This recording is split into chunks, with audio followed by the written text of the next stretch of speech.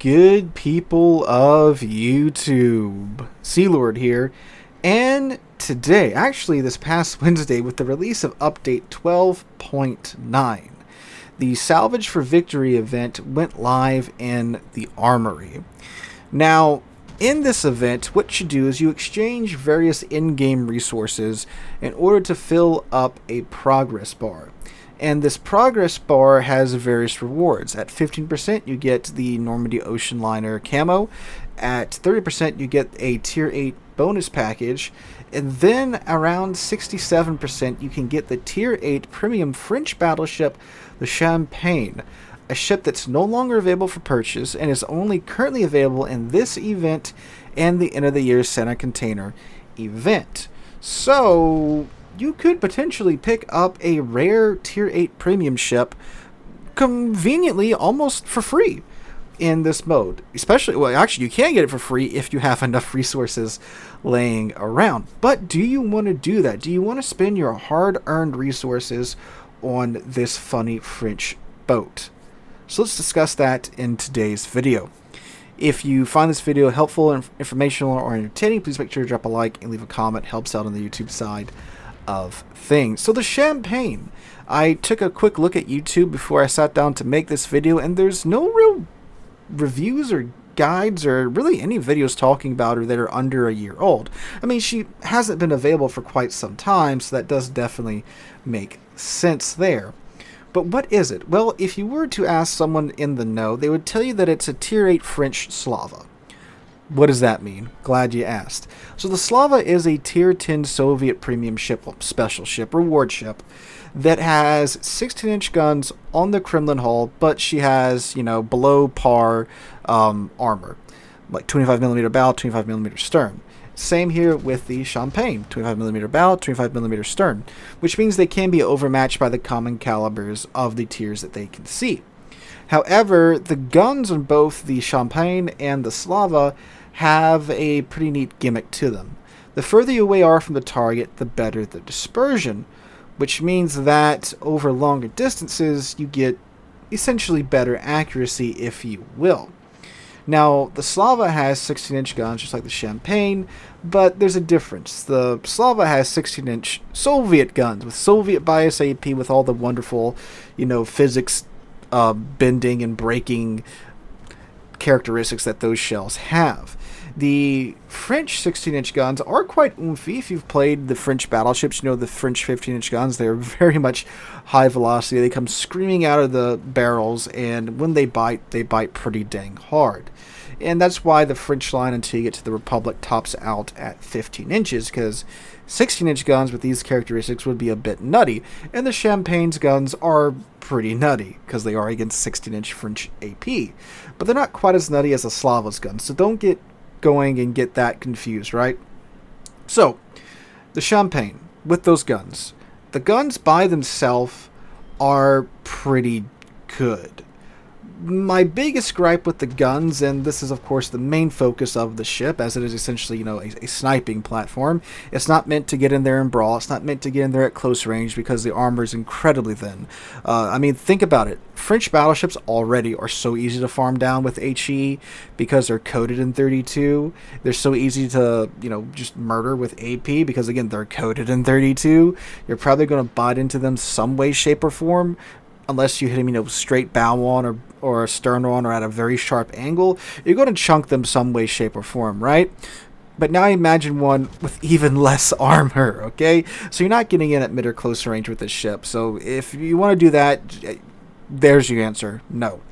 So at long range, how does it perform? So going back to what I was saying before I got sidetracked by the armor, my main gripe with the guns is that there's only 6 of them. Now, battleships with only 6 guns have to have absolute rail gun accuracy to really be effective. Why? Because battleships don't normally land, I would hazard to even say 70-60% of their shells on target most times. You can't have that happen in game. Because if you would have a battleship that could land, over 75% of its shells on target every single salvo, that thing is going to be incredibly busted because of the alpha damage that comes with battleship caliber guns. So typically, with accuracy, even the most accurate battleships in this game will still dunk about a third of their shells in the water, because battleships tend to have a pretty high number of guns for their tier. Normally at least around 9-ish. Again, around that number. Only having 6 guns really, really sucks in most cases.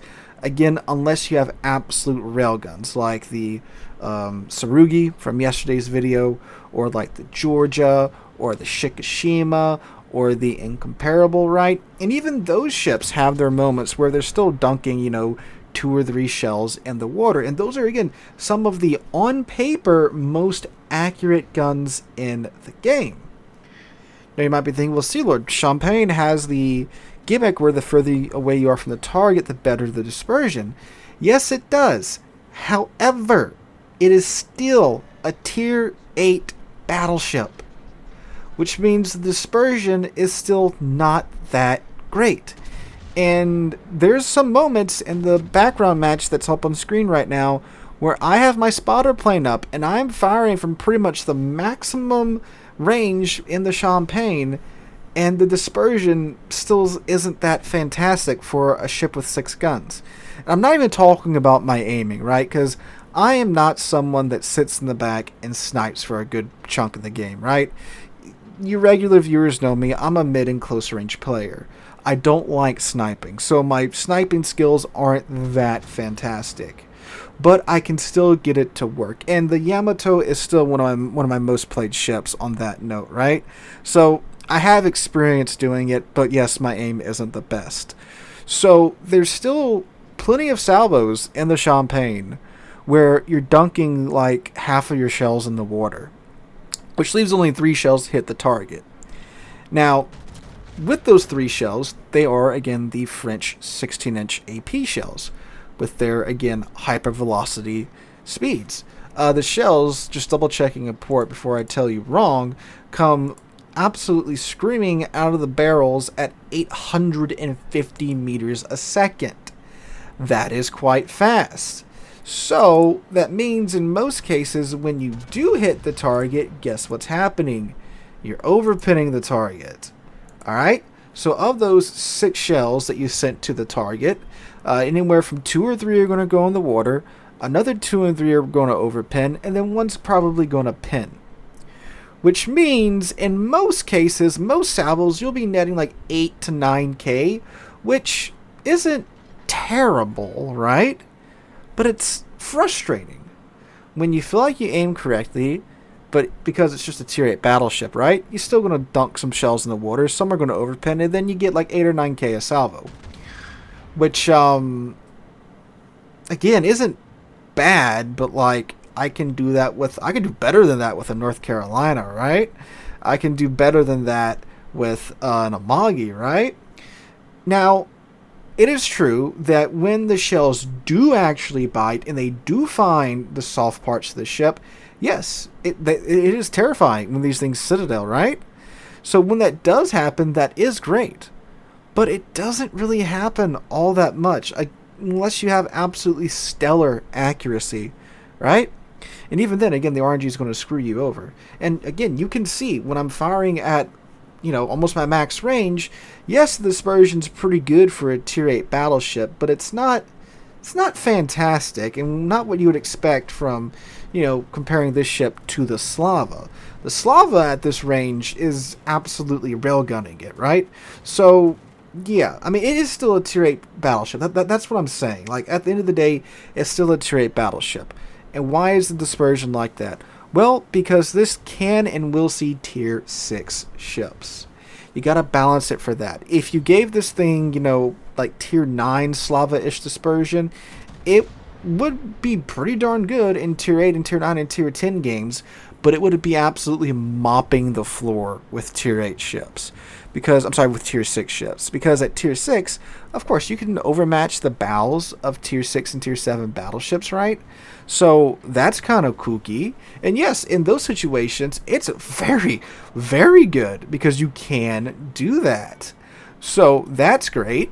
But how often do you actually get to be top tier? Not that often. More so today than like a year or two ago because of super ships and such. But still, in most of your games, you're going to be either mid or bottom tier. That's just the way Tier 8 matchmaking works, right? So, it's frustrating, is what I guess I'm trying to say. You know, don't go into this, throw all your coal, all your credits, all your doubloons, all your premium time, all your research bureau points, all your free XP to get this thing and think you're going to be walking with some type of railgun. You're not. It is more accurate than your average Tier 8 battleship. Yes, the gimmick does work. Yes, it is super fast. Yes, it has a speed boost where you can, run around the back of the map sniping all day. And yeah, you can probably get some pretty good performance out of it if you know, actually some very good performance out of it if you know what you're doing. But it's not quite as crazy as it's been pumped up to be. And again, with the way that Tier 10 matches go, the match you're seeing in the background is a normal match for Tier 10, right? One side walks over the other side. Actually, we do manage to kind of claw our way back and almost clutch it here at the end. So I guess it's a little bit of an above-average match. But, I mean, look, we ran for half the match. The enemy team walked all over us for a bit. We got decent group of players at the end that managed to almost pull it back, but again, guess see what happened. I did come top of the team too, so I guess that is saying something for you. So if you do like sniping, you will like the Champagne, obviously. But just again, don't go into it thinking you're going to get like Slava dispersion or some type of railgun ship at Tier 8. There's going to be plenty of frustration, plenty of overpins. You're not going to be blapping ships out of the water every other salvo. You will get consistent hits on target, but they're not really going to be high alpha strikes unless you get lucky or with the dispersion. Cruisers too, you're going to overpin the living crap out of cruisers, right? But of course, obviously, if you do catch them at the right angle, you're going to bite and delete them, right? So that's my 2 cents on the Champagne. If you like sniping, you like the type of gameplay you see in the background, you're probably going to have a good time in it. If you're more of a mid to close range guy, you can pass on this ship, save your resources for the next one, or for whatever is coming out for coal or free XP or research bureau points next. I wouldn't, again, if you're not just a sniper, I wouldn't waste my resources on the thing. So that's what I think of the Champagne. If you guys like what you see in this video, please make sure to drop a like, leave a comment. We're on our way to, and subscribe. We're on our way to 75,000 subscribers thanks to you guys, and I cannot thank you guys enough for that. Hope you guys have a wonderful Saturday and a wonderful rest of your week. And I hope to catch you guys in the next one.